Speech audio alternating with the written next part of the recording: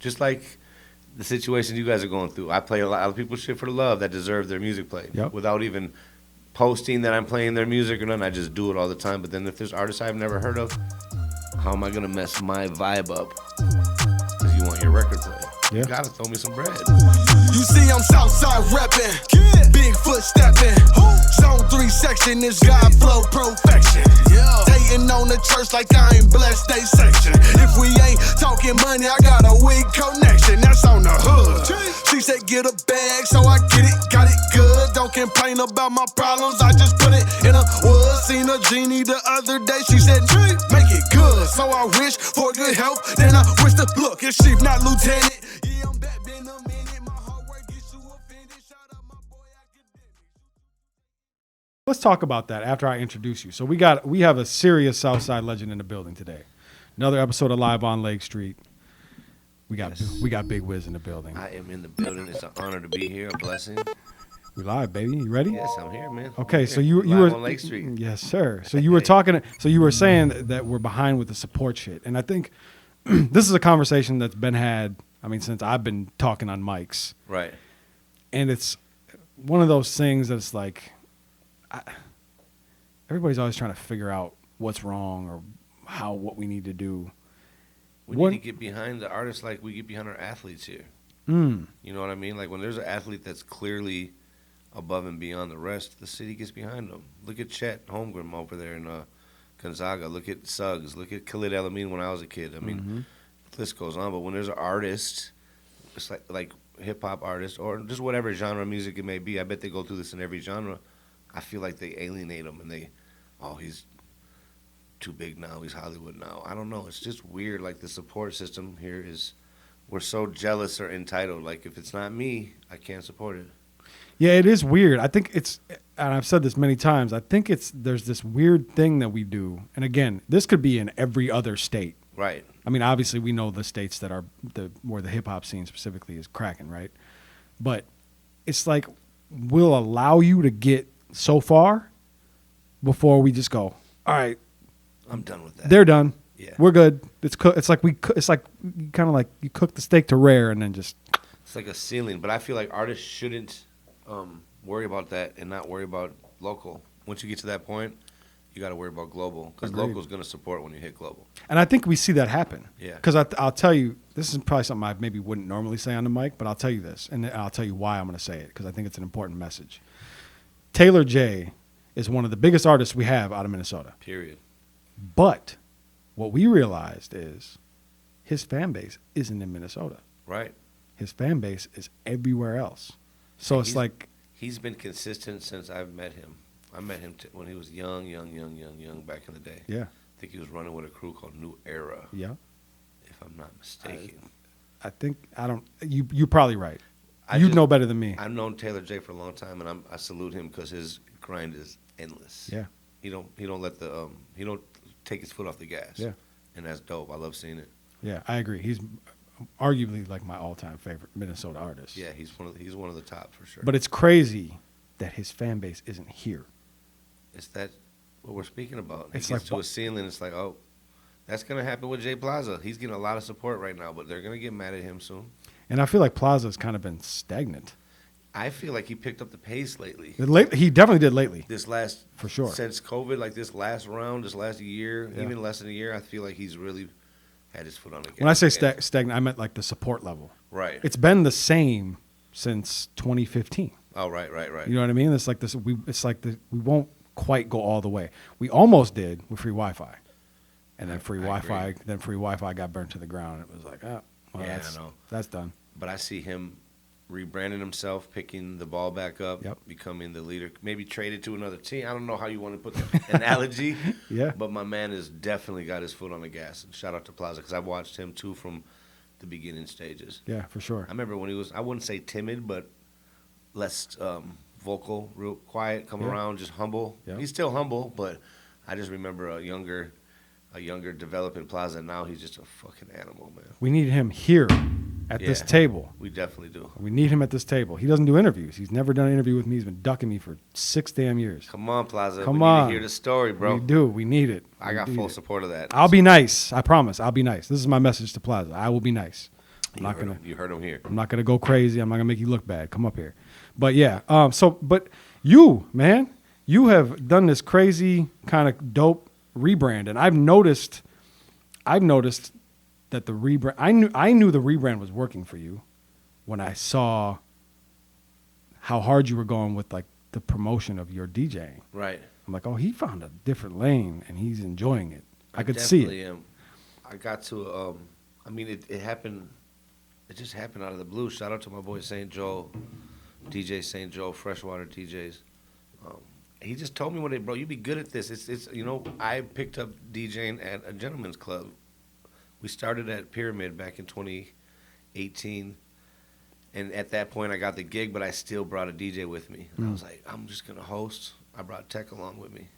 Like, who does that shit? Gets hired to be the DJ, but brings his DJ. That's how much I was still not ready to pick up just the trade or learning it. I was always a point of finger guy. Everyone must know that. I always know how it's supposed to sound, but I never touched the Pro Tools. I always would tell an engineer, no, bring that down, take that out, echo the ad lib. Like, I know how it's supposed to sound, but I just never wanted to touch the actual technology. Yeah. I was a point finger guy. Yeah. This situation happened at Pyramid. I got really good at hosting. I've always been a good host. I'm not afraid on the mic.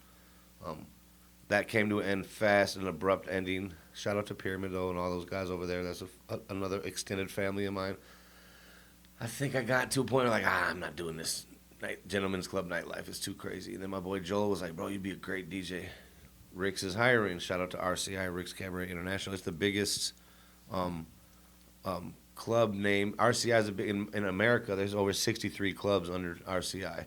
So there's a Rick's in a bunch of different cities, but then there's a Tootsie's and a Scarlett's, and they're all underneath. Same like umbrella. Rick's owns Downtown Cabaret Seville and Rick's Cabaret here in Minneapolis.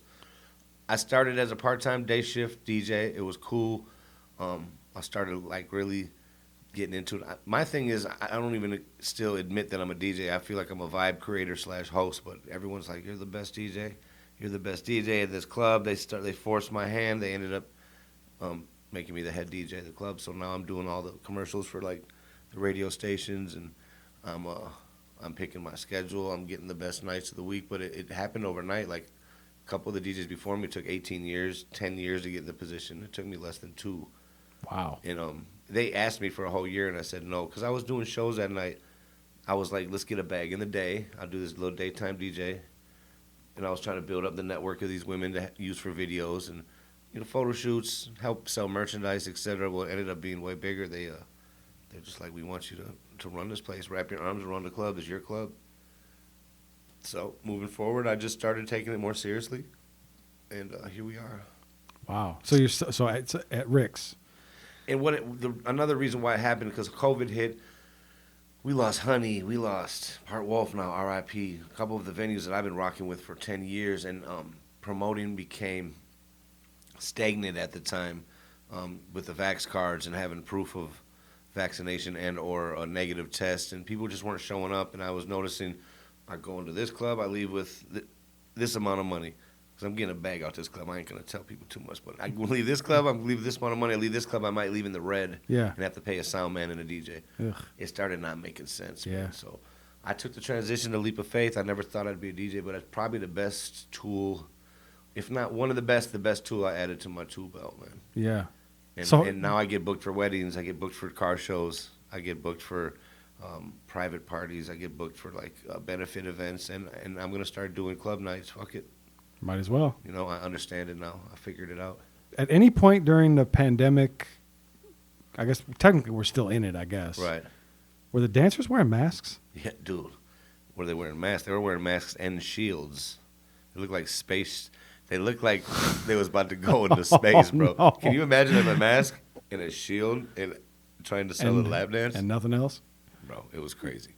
It made 0 sense. That is crazy. It made 0 sense. I'm like, what are we even doing here? Like, it's their choice to come in here and get, you know what I mean? It's the customer's choice to come into the building and get up close and personal if they want to do that. That's not, it was crazy. There's so much, I don't want to get too deep into that, but there's so much stuff that I just kept saying, make it make sense. Yeah.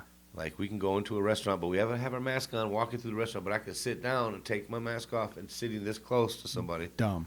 But when I get up to use the bathroom, I got to put my mask back on. It just, and I'm not knocking it. I mean, they was trying to be safe, but I feel like they never knew the answer ever. They still don't. That is part of it for sure. We still Right. don't know the answer. But to me, it was always silly because even if you don't know the answer, I'm pretty sure we knew quickly that the masks were not the No. answer. It was not the answer. The one thing that I'll give credit for is the masks definitely, I mean, between the masks and quarantine, the flu didn't really exist. Right? We skipped out on the flu. So probably worked there. But now I'm like, Russia, all of a sudden we forgot about COVID. I don't see it nowhere now. It's all Yeah. Russia talk. I forgot about COVID a long time It's ago. to be smoke honest. screens, Yeah. man. Yeah. That's a whole nother That's a whole nother podcast. That's I'm a whole definitely into nother this podcast. conspiracy shit, but I don't push it on people like people push religion on. I don't do it. I just intake my knowledge of what I take every side and then I just analyze it for myself. For sure. So, are you done doing music? No, actually, I just needed a rebranding process. I just took a step back from everything this last year. Like I was in a podcast. I was involved in a predominant studio situation, and I was a promoter out here. And I just kind of took a step back from all three of them for myself and just rebranding Big Wiz. I have 2 finished albums, one with NFG Mayhem. Shout out to NFG Mayhem. I have that album. And Clout Lord. I might have that one too. Yeah, we got a bunch of songs, and I got a project finished with, well, not finished, but me and Twin City Tone got about 8 records done that we did a year or so back, and then I'm just sitting on a couple of solo joints. I haven't been inspired to create lately, but that doesn't mean I won't be. But no, I'm not finished with music. I'm just making sure my next move's my best move. Yeah. I want to get back into podcasting, Yeah. rebranding. I do eventually want to get back into throwing another collective or something for the culture, for the up-and-coming artists, and then I also want to rebrand my clothing this year.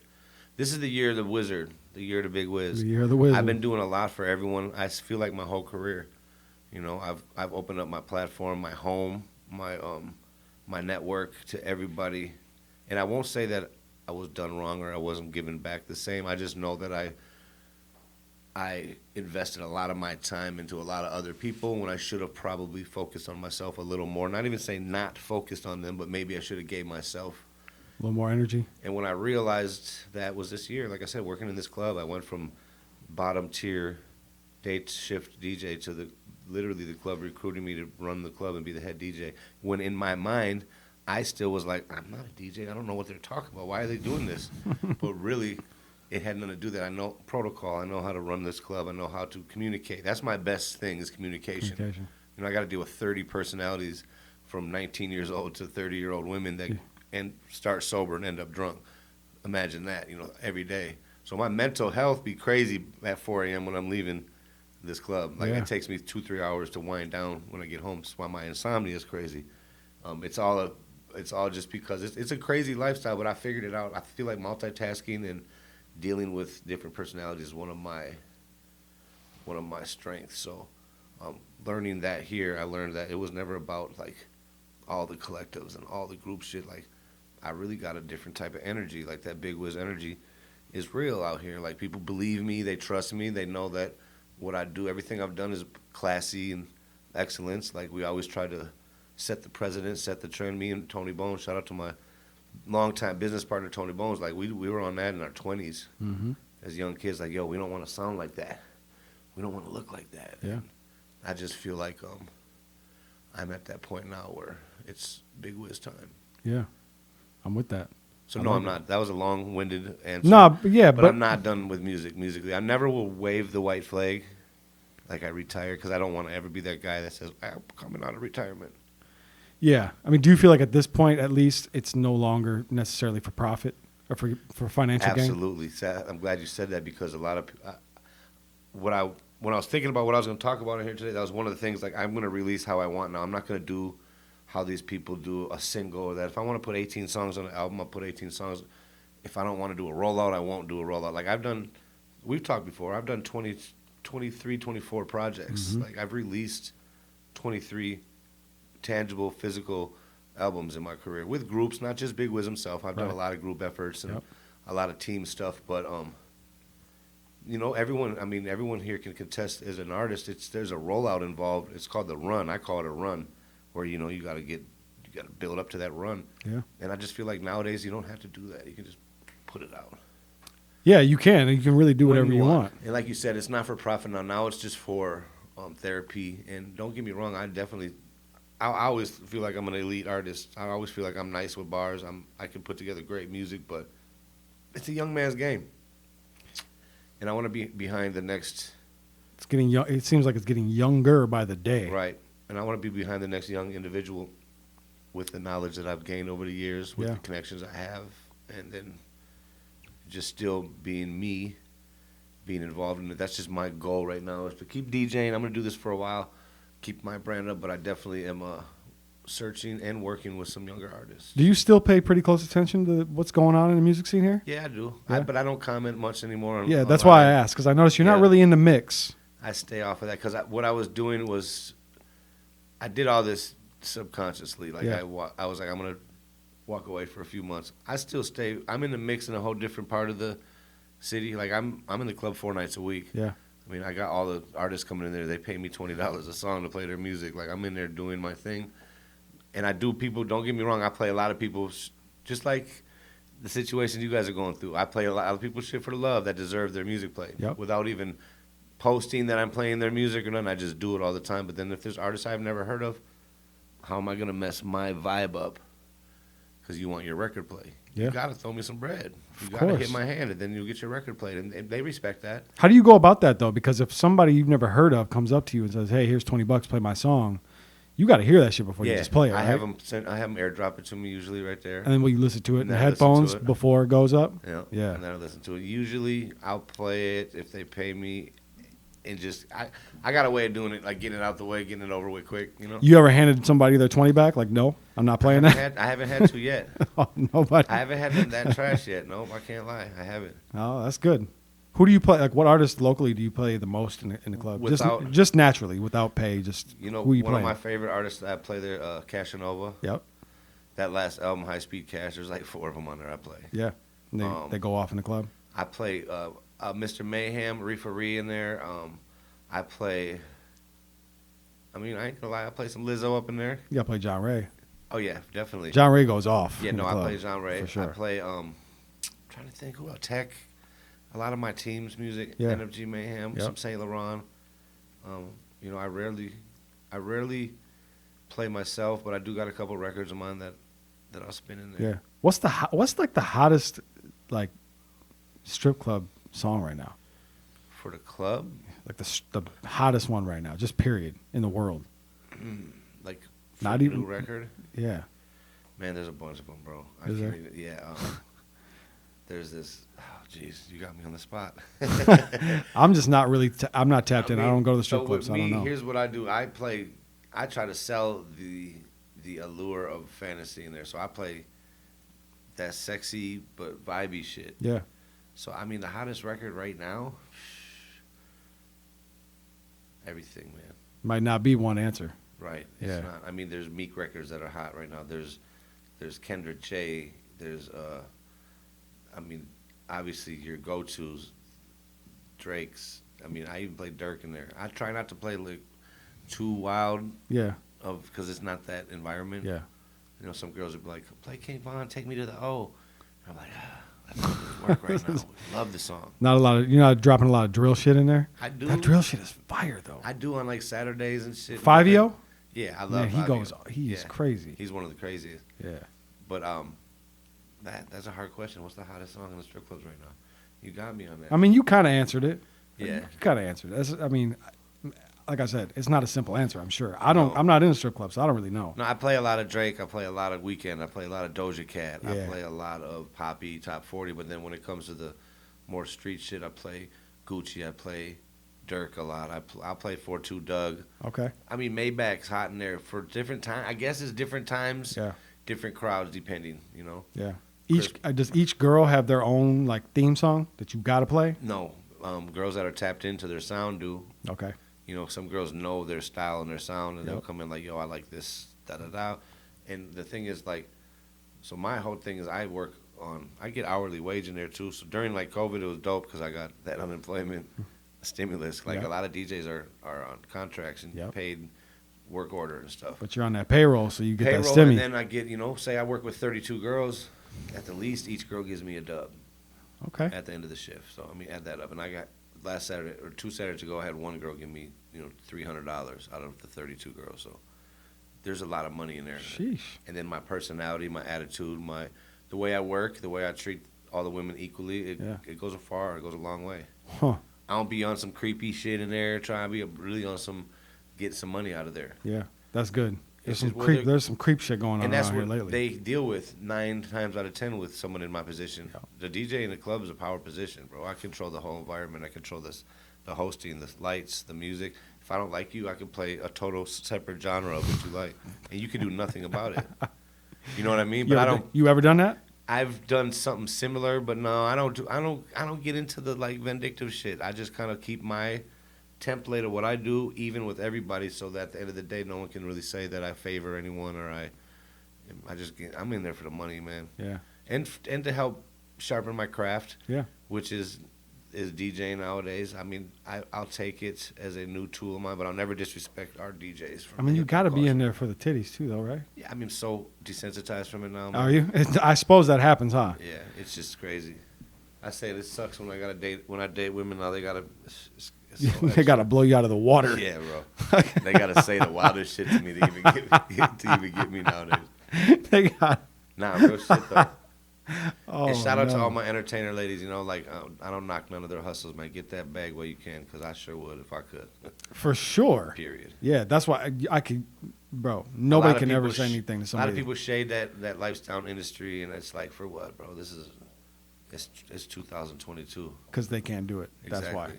That's why. Get it multiple streams. Get it how you get it. Let's get into some history. Let's do it. So I want to talk about the culmination of Long Doe. Obviously, I'm gonna ask you questions. I know the answers to some of this stuff, but we got a new fan base. We got a new following. People that may not know the history of Long Doe. And some Bones. people might be tuning in like, who's this red bearded? They might. Hopefully. Wild red bearded crazy motherfucker talking like he's done something. Hopefully, right? Now Long Doe started. It's some neighborhood shit. Really some Southside Minneapolis. Some rap shit, man. Just some basement, grimy, like all the stories you hear of some grimy basement shit. That's where we started. Like, kids were out here doing what they had to do to make money. I ain't gonna kids were out here hustling. Yeah. Statute of limitations. I was just gonna say the statute of limitations are definitely there. So kids were out here doing their thing, out here hustling, and we're all from the same neighborhood. And I met T. LaShawn. It's a quick story. I've told it to you many times, probably, over at this, my homegirl, Madeline. Shout out to Madeline. She lives in Miami now. That's who I go see when I go to Miami all the time. She was super hip-hop. She still is. Super hip-hop. She had that house where her mom didn't care, so we could skip school and party there. So we're all over there. She got about 10 dudes over there freestyling. I'm the only white boy there. People like Unikis from Cancer, Pee Wee Dread. These are all historians. T. LaShawn. Shout out to T. Cherry Sky. Bobby Cole, to name a few. These are all people that were active hip-hop artists back then. I'm fresh out of high school. And she's like, you guys are cool, but my boy's doper than you. Talking about me puts me on the spot. So I have to freestyle, get out there. And T comes up to me like, bro, you got to write that shit down. I didn't know what he was talking about. And fast forward, he brings me to a studio, Lyrical Productions. Shout out to Will Greens. And then that's where I met Tony Bones. I knew Bones from the neighborhood, but I really met him there. Like, we would go there. That would be the spot after everyone did their thing in the neighborhood, come by there at night. He had the MPC 2000, a mic. We would just sit around round table, smoke blunts, and rap. Yeah. And it turned into something. Like, it was started as Lyrical Productions. Shout out to Will Greens, once again, versatile. He ended up catching a case, getting locked up. We lost all our music. We went to Mexico that year. I went to Mexico, actually. Bones didn't go with me that year. I met DJ D-Mill from SB Style on the beach. I had a KG jersey on. He's like, oh, you're from Minnesota? He gave me an album. I ended up going to see one of their shows out there. Like, oh, these dudes rock. Came home a few months later. I'm like, we don't have a studio no more. Let me call this dude up. And we ended up linking with him. And that was at a time where Minneapolis and St. Paul didn't fuck with each other. Like, there was a bridge. There was definitely a roadblock in the Minneapolis-St. Paul bridge. And I'll be like... There still is one. Yeah, but I would say Long Doe I'm gonna say myself, bro. I helped bridge that shit though. Yeah. Working with Tech and working with Most Hated Entertainment in 2005, working with SP Style in 2003 and 4 over there. My Southside OGs were like, "What the fuck are you doing?" Working with them St. Paul kids, and I'm like, "Man, it's not about St. Paul. It's a bigger picture." You know, I always seen the bigger picture. It's a big state, and me and Bone just were like, "Yo, we got to keep doing this shit." And so we just out of the blue just formed Long Doe together, and we started recording with D-Mill. We started doing shows with D-Mill, and then we started learning the game with D-Mill and Eddie. Shout out to SP Style. Mm-hmm. And then from there, we noticed like, oh, we're bringing a bunch of people to the shows. Our neighborhood out to St. Paul a lot. We're like, man, we should be throwing our own shows. No diss to anybody, but we just noticed like, okay, you can get paid to do a show, or you can bring the crowd and get all the money to do the show. So we figured that out, and we started throwing our own shows over south, and then we just wanted to sound different, so motherfuckers were hustling. We were like, man, what does it take to get Twista on a song? What does it take to get, Bone Thugs? I mean, if you look at our history, the features we got, it's crazy, bro. If you look back and list Long Doe features, it's crazy. I mean, I can name a bunch here off the top of my head, like Freeway, Coogee Rap, Do or Dies, Twistas, et cetera, et cetera. I'm not going to name drop a bunch, but we just wanted to sound different than the underground sound that was here. Yeah. So we started throwing shows with major artists. What was the sound at that time? Real grainy underground backpack rap. Like early Atmosphere, basically. Yep. Atmosphere, Cancer. Unknown Prophets sounded different. They came from Northeast, but they were real hip hop. Shout out to all of them though. Dope music. I'm just me and Bone wanted to sound different. Yeah. We didn't want to follow a coattail or follow anyone's lead. And that's why we get respect to this day, is because we didn't jump on and ride coattails. Yeah. We took the long route. We took the detour. At that time, was there like real like street shit rappers? Like there were like rap like yeah, there were was on like some gangster shit? Northside Hustlers Clique. Shout out to Mr. Mayhem. I've known Mayhem since the beginning stages of my music career. Yeah. Because my graphic guy and my internet dude, Steve, Mr. Dude, Infinite Site Design, who still doesn't promote at all online. It's all word of mouth. He don't even have social media, Don't right? even have social media. He does all Mayhem shit too, but since day one. So I've always linked with Mayhem just through some neighborhood cats. Yeah. I've watched him progress. I've watched Mayhem's whole career from Heat. I can't remember, was it Heat Rock or whatever crew he was with back then to now. So obviously we know now. There was Sandman back then. He was on some street. For sure. I'm trying to think. I don't Street Kings? Street Kings were at the same time. Yep. Shout out to Street Kings. My boy B. Dot. Rest in peace. My boy Malcolm. So obviously we know that Minnesota, for whatever reason, has had an issue with what they would call, I guess, what we would call whitewashing hip hop, right? True. Was this something that you were aware of at this time, or were you just so like in your own zone that it was like we were in our own zone, but we took a lot of. We fought a lot. Yeah. Yeah. We fought a lot. Yeah. Like we got into fist fights and we had a lot of beef back then because of us being white boys. Being white. Real shit. Like we got booed off stages. Get these white boys off stage. We had a whole war with the God Bodies back then. Rest in peace. Mach D, DJ Next was one that squashed that for us. And shout out to all the gentlemen that we had issues with, because it was just all misunderstanding. Mm-hmm. And once we had understanding, it's been love ever since. And it's crazy because one of the OGs, Black to God, shout out to him too. Like years after the beef we had with these dudes, like we would get in fights with these dudes every weekend. Yeah. Like, literally fuck the club up, and they'd have to turn the lights on and shut the club down. It was terrible. I'm not proud of it. It's just that we weren't punks either. And then you lose access to that club. Then you lose. But man, we were blackballed from 90% of the clubs back then. It was crazy. Luckily, our boy owned one of the predominant clubs at the time, which was Foundation, which now I think went from Club New York to what is it now? The basement one. You go down. It's downtown, across the street from Gay 90s. Across the street from Augie's.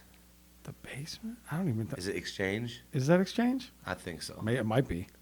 Anyways, that I'm old, bro. I don't be going out. Well, that's me neither. I work in a club 4 days a week. I don't even. When I go out, it's a basketball game or a meal, and I'm back home. But yeah, we squashed with them. I asked dude years later, like, what was that shit all about? Like, why were we beefing? He looked at me like, he hits the blunt. He goes, "Come on, son. long dough. I understood it, but I didn't understand it at the same time, you know. But yeah, we went through that shit early, man. But I think just being real and like staying on the grain, staying on the cement, staying on the pavement, constantly evolving, showing up. Like, we supported everyone's shit back then. I think a lot of people years later be like, bro, we used to hate you.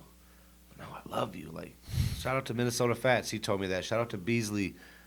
He told me that. Tech was like, man, y'all had the yellow diamonds and shit. We hated y'all. It's crazy. It's like, damn, motherfuckers really, really hated us. But then they got to know us and realized, like, yo, they ain't that bad. I bet probably all them fights probably helped. They did. It's like, okay, these guys are not who we thought they And might if you be. read Big Zach's book, I don't know if you're up on Big Zach from Cancer. He's a legend from our city. I didn't know he had a book. He got books. I did not know He that. had like 3 of them, but he has one on the his story of the hip hop scene coming up. But there's a chapter on us in there talking about how we came up at the same time as Doomtree. They're like, Doomtree was, you know, kids from out in the suburbs and Longdoe, and they kind of put us in a box there. Like, they had the guys with the gold chains, and you could tell people had pistols on them and da-da-da, but it's real, though. He wasn't lying. Like, I was always the mediator, though. I always tried so hard. No, don't fight. To not fight. To not fight. I would try so hard to break these fights up and to mediate these situations, but sometimes it was too much. Yeah, because in turn, that probably set us back early as far as hip hop did. Hip hop went. I'll say this: there's reasons you can't wear white T-shirts in clubs. That's because of us. We'd be 60 deep in white T-shirts. I remember getting kicked out of Quest one night, which was epic. Which is, I don't know what it is anymore. I don't know. But they're like, Tony Bones and Big Wiz will never perform in a Quest again, because my boys were fighting in the crowd. I was like, well, where's my crew at? He was like, do you see the sea of white T-shirts walking up the block? I look up, there's 40 white tees waiting on us. That shit was crazy. Like, a lot of shit was different back then. They didn't have cameras on each corner. Yeah. So there was a lot of outdoor fights downtown. And I'm not proud of none of this. It just is it's a part of our fabric, you know. Yeah. I'm the most peaceful person in the world, bro. You never see me out of my body out at events. This has been me since day one, but I had a wild crew. When did things start to change? When did things start to get back to, okay, we can allow these things back I think we just realized, I think we grew out of having to have our whole neighborhood at everything we did. Having to have 30 of us backstage. We just started to grow into a business. It started to, there was money. I think when it changed is when we started bringing the big artists. Okay. Literally, when you got 5-10 grand on the line. You mentioned to me that was a vision that Tony had. Yeah, Bones was always, so we wanted to sound different, so we seeked out producers. Shout out to like Nicodemus, one of the dopest producers I've ever worked with. Shout out to Sin Grinch, who ended up working with Bobby Raps and ended up getting some national recognition and getting some platinum records out here.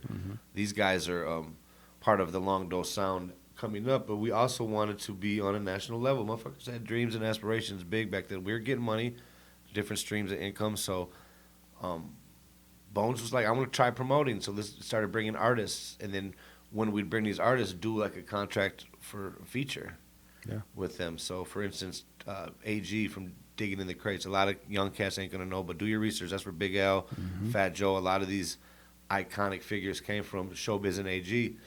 We bring AG with Party Artie. If people are into that battle rap shit, Party Artie's one of the first. He took Murder Mook out. He took he's a cold dude from the Bronx.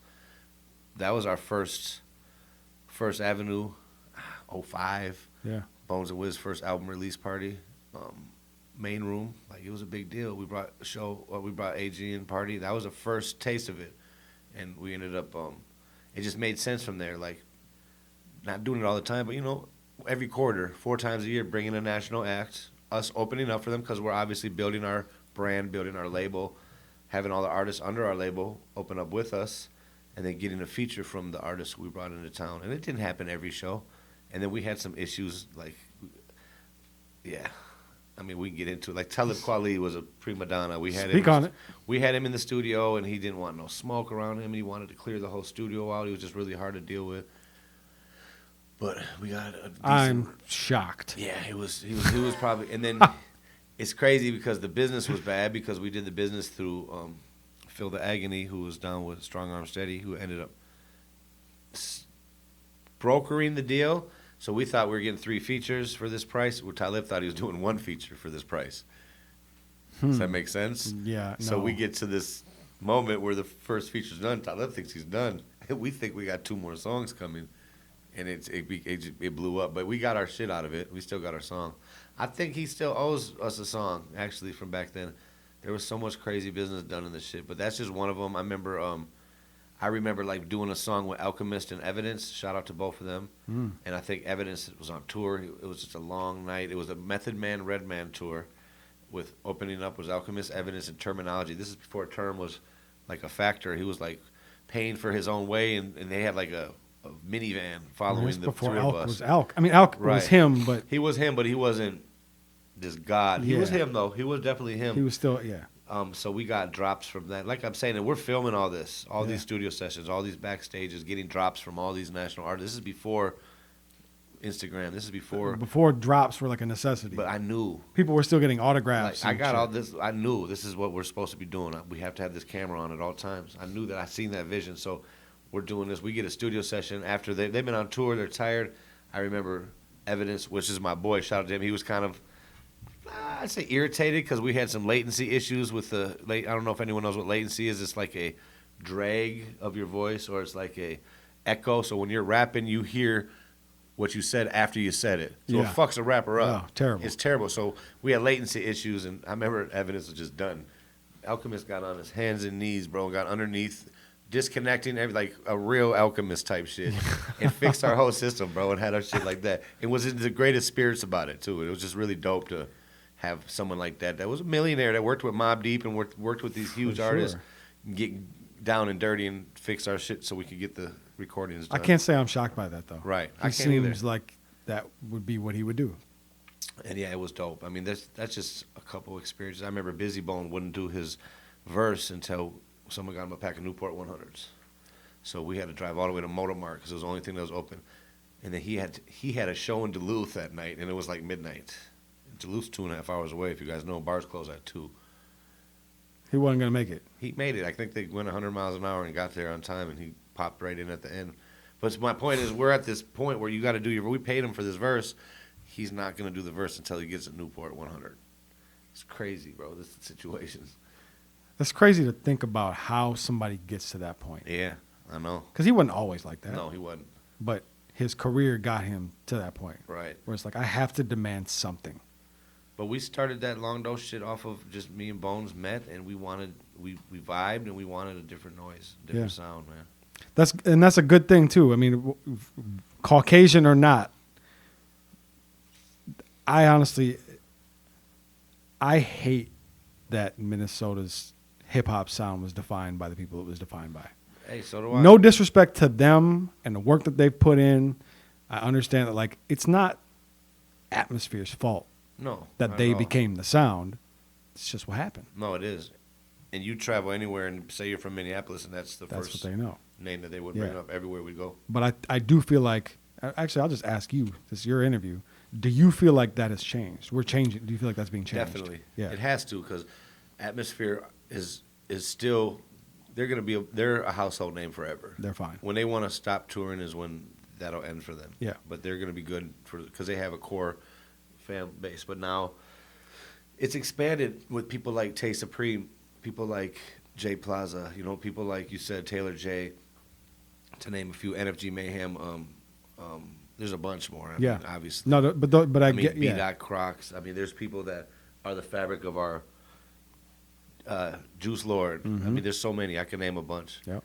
That are a fabric of our sound now, and I'm proud to see it evolve. And there's like subgenres of hip hop now that are happening here, Yep. and more trippy shit and more vibey shit that we're learning from these national artists. I think it has finally expanded, and it's being recognized for more than just that. I won't say emo rap, but like you said, that rhyme sayers. No, emo. I think emo rap is I think that's correct. And I fuck with them guys, like big up Sean and all them dudes over there. Like, I Self Divine was a big part of us getting on Soundset. Like, we felt like we were blackballed for, I don't know why, but like Rhyme Sayers did a lot for us back then. All too. them fights, man. It probably was. Probably was No, fight. realistically, Yeah. I know that. Yeah, probably was. There were situations that even 10 years later, people still frowned at us, for Yeah. sure. So Like I know. all these dudes. I know. I that are know still that. around. I know that your social media activity, the activity might be down. Right. But I know you're probably still lurking in the shadows. Definitely. Did you see the South Side Rushmore? I did. What'd you think? I mean, I was very. I'm gonna be biased to it because I'm from the South Side. I want your opinion. Yeah, I want to be biased.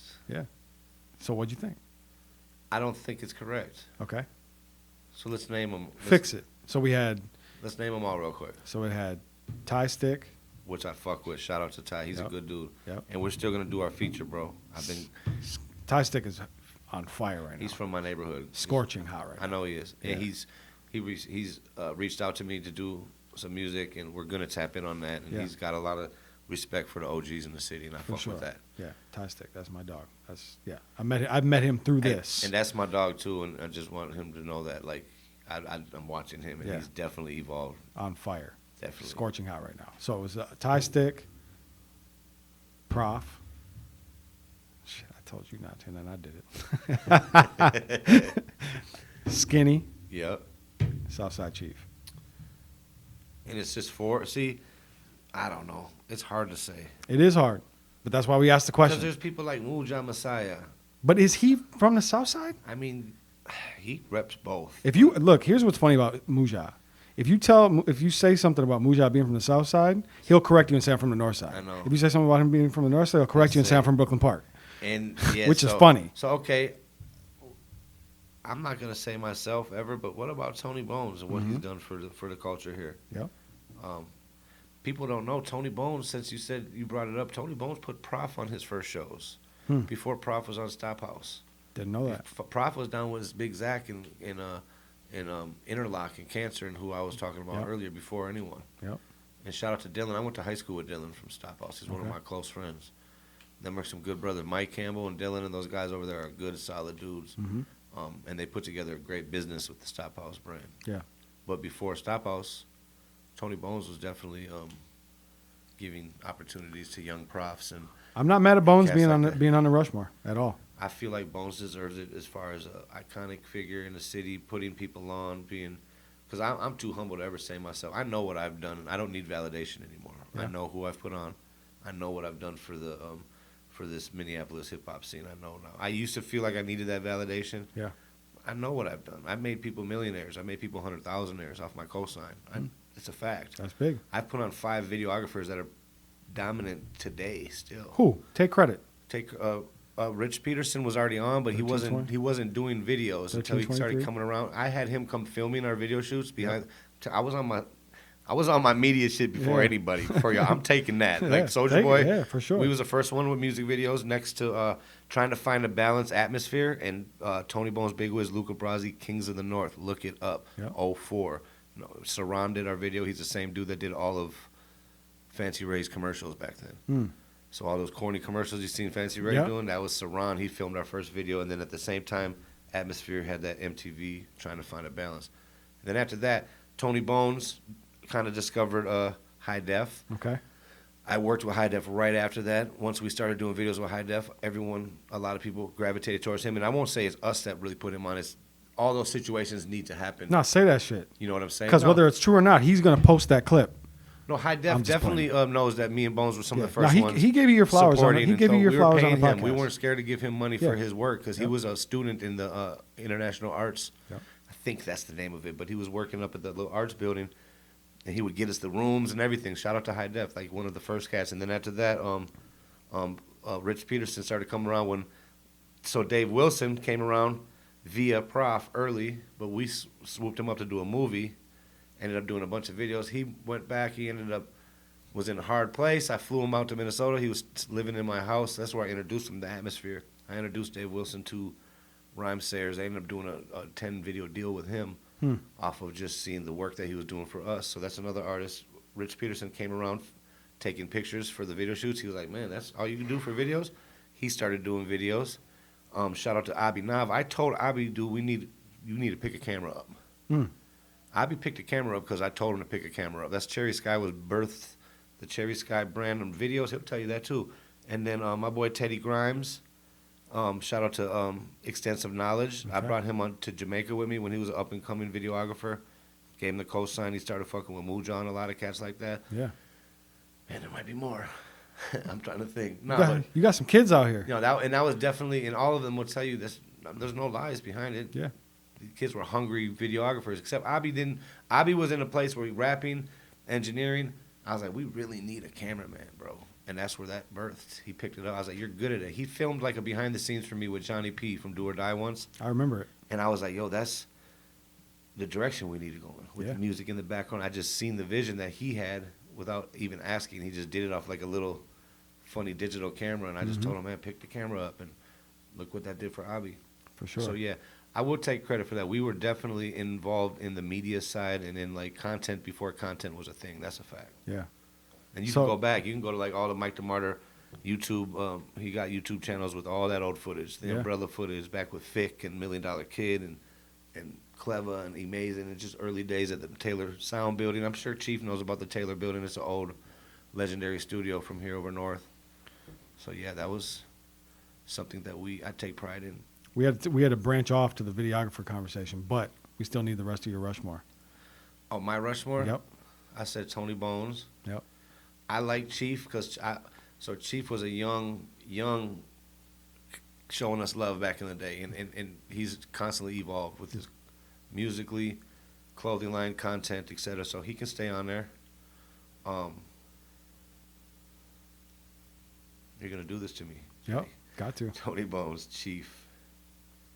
Southside. Holy shit.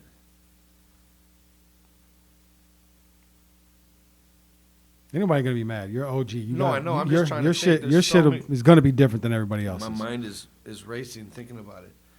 I mean, does Prof make sense to you being on there? Man, now he does kind of, man. It's hard not to put him on there. Prof is a great performer. I mean, their business is A1. Yep, I put Prof on there. And I like Skinny. I don't nothing against Skinny. I just haven't seen him put nothing out lately. Yeah, he hasn't been super busy. If Muja's not claiming Southside, then I don't know. I mean, let's put Muja on the Southside. Yeah, I'd say if Muja's claiming Southside, he's definitely up there. He's in mine. So my Rushmore. Bones, Muja, Prof, and Chief. Yeah. All right. And that might change tomorrow. Yeah, it could change tomorrow. And I mean, and obviously, admittedly, if Ty Stick ain't on there, he's on his way there. Right. Yeah. I think Ty Stick is on. See, it's tough. You want to chisel out a little extra corner for him? Because I don't want to. Like Ty Stick is definitely. He's got it. He's evolved from even a year ago. Yeah. Like, and he's constantly putting pressure on. I don't know if you saw, but he had our show turned up on. Yeah, no, I seen Friday. the footage. I seen the footage at Gold Room, correct? That shit went crazy. No, you know what? Let's keep Ty Stick up there. I don't know. See, there we go. We're gonna have. I like it. Get rid of Prof. Bye, Prof. Prof is gone. I'm taking him off. We're keeping Ty Stick up there. Yeah, I like it. We're keeping Ty Stick. Prof can go. He reps my neighborhood, Southside, man. He's from that. For sure. So we should wrap, but what else do you have? What do you got coming? Actually, you know what? We can't wrap yet. I got to ask you. What is going on with our Lakers? Bro. Whew. So I'll tell you what, I'm still a fan. I tuned in. Me too. Too many egos. They put too many alpha males on one starting five. That Russell Westbrook shit was a mistake. It was a big mistake. Yeah. They should have seen that from the beginning. Really should have. I mean, it's not working. There's do they make a play-in game? I hope not. I love the Lakers, but I think they need to restructure. I don't think. I mean, if AD can't stay healthy, that's franchise is doomed. Yep. And it looks like he can't. I love AD. Don't get me wrong. He's a big dog, but I mean, look at players like Embiid who are staying healthy this year. Look at Big Cat. Look at Minnesota Timberwolves Big Cat. Look at Towns, for instance. I'm still boycotting. I get it. Why are you boycotting? Because I know it's tough, but it's good to see. You know why I'm on board with the Timberwolves? Quick, my boy used to play professional ball overseas. Rich Melzer. Shout out to Rich. He played practice league with the Spurs. He played with Charlotte Hornets, to name a few. But he also played overseas. I don't know the exact team, but he played with Fitch. Okay. They won a championship in the D League. Oh, the coach seems to be nice. So he gets so my boy Rich is a strong black man, and it said he wanted a black coach for the Timberwolves. I was with that because you know how the coaching is. It's ridiculous how the ratio of coaching is in professional sports. Yep. But he said, but this guy was I'm all for it. Because So basically, if not a black coach, this guy, then he was Finch. like, and I might be biased because I played for him. He was like, but what I'm gonna tell you, and there's a video on it, and I can share it. He was like, he's gonna hold these players accountable, and his development of young talent is second to none. Is what he tells me. So then he comes in halfway through the season last year. Yep. I think Ant was getting 12 to 18 minutes a game before Fitch with Ryan Saunders. Yep. After he came, I think he's getting 18 to 30 minutes a game. You've seen instant elevation in Ant, Yep. and you see instant elevation in like players like Jalen Noel, players like Jaden McDaniels, right? Yeah, that's Yeah. his, yep. I Yeah. mean, just these young and 20-year-olds. now Malik Beasley out of nowhere And then- is looking like the even greatest like draft Nas pick Reed ever. and all these players, these young talent, like what he said is coming into fruition. So Yeah. I'm just excited that we got a coach that these players are believing in and locked in. But with Lakers, let's go back to the Lakers. LeBron's still king. I mean, he's putting 50 up all the time. Crazy. He has no help. A lot of people talk shit. They want to beat down the king. Obviously, Of course. I'm still in awe on how he's leading the league in scoring at 37 years old. years old.